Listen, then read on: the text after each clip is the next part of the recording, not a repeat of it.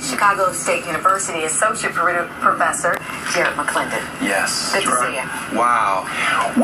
As you listened last night and listened to the lengthy and complicated explanation from the prosecutor in St. Louis County, Bob McCullough, what struck you, and did anything he said or anything you've read since then of the testimony sort of change your feelings about what happened and what the decision by the grand jury was? This is classic Charles Dickens, the best of times and the worst of times. You know, what I found that he had a long testimony here, and it was frustrating at first, and you can see it was frustrating to people because they just wanted to get to an answer. What I found interesting was he talked about how the witnesses perjured themselves and how even if this would have gone to trial, it probably wouldn't have gone Mike Brown's way.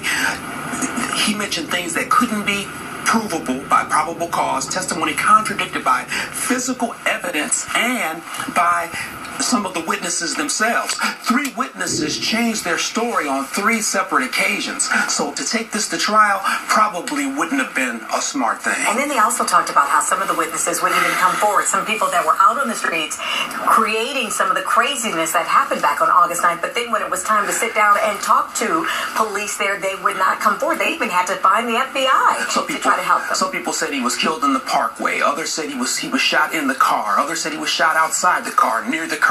Those people wouldn't come forward because they knew that the corroboration wouldn't stand up. But what was kind of interesting, though, is that there were a number of witnesses who did say that Michael Brown did, in fact, charge Officer Darren Wilson. Right. And we found DNA of Michael Brown inside the car, but about 150 feet away from the car was the actual shooting of Mike Brown in the street. Sad. Sad. Let's also, as we look right now at live pictures of Ferguson, as we see some of the aftermath of last night's rioting and looting and those fires that were set down the main strip of that small town in suburban St. Louis. I want to ask you some of the larger questions here. I know one of the things that a lot of people have brought up in the aftermath of the outcome. Would the same decision have been rendered by a grand jury if Michael Brown was white? I mean, that's a speculative question, obviously. But what do you make of it? I don't think of course it's speculative because it didn't happen. However, I study research and perceptions and expectations at Chicago State.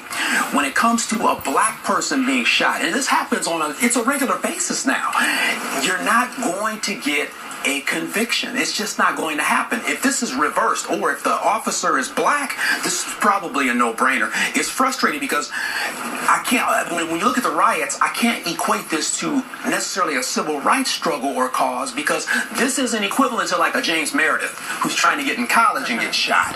This is a different story, and what's frustrating is the video of Michael Brown before this incident happens. No one really wants to talk about that as much as it should be, but Michael Brown was in some nefarious criminal activity before this takes place. The officer gets the phone call, and the officer... He was stealing cigars out of a drugstore that was looted, by the way, last night by the protesters. But a lot of people say that Darren Wilson did not know that when he arrived on the scene. He had not received that call. Whether he knew it or not, the bottom line is Michael Brown probably was intimidating, probably wasn't abiding by the law.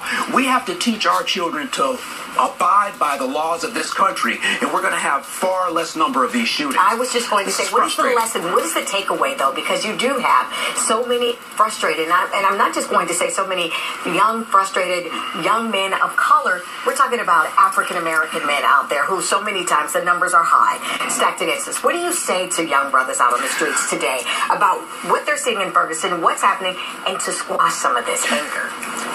Avoid criminal activity. It's as simple as that. I get pulled over by the cops. I'm a college professor, but there's a protocol involved. If you're not putting your hands on the dashboard, if you're not reaching for things in the car, if you're not abiding by what the officer says in that situation, you're asking for something negative to happen. I've got a 22-year-old son. He knows the protocol of how to behave when he's pulled over by police And officers. the conversation that you have with your 22-year-old son is much different than the conversation that Corey McPherson would have with his 22-year-old son. Absolutely. Because of the color of the skin. You want to take color or race out of the conversation just for a second, because when race and policy is removed, we're all humans, and it is a discussion that we have to have, the country has to have. And I wish we could say that we're all Americans, but we still become hyphenated Americans, Irish American, African American. Like, we're Americans, and people outside of this country, they find that to be utter stupidity.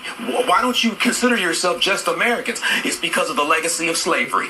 Black people in this country are still considered 3/5, are still considered half of an individual, are still considered second, third, fourth class citizens. And if the protocol isn't right in a Darren Wilson, Mike Brown situation, bad things are going to occur.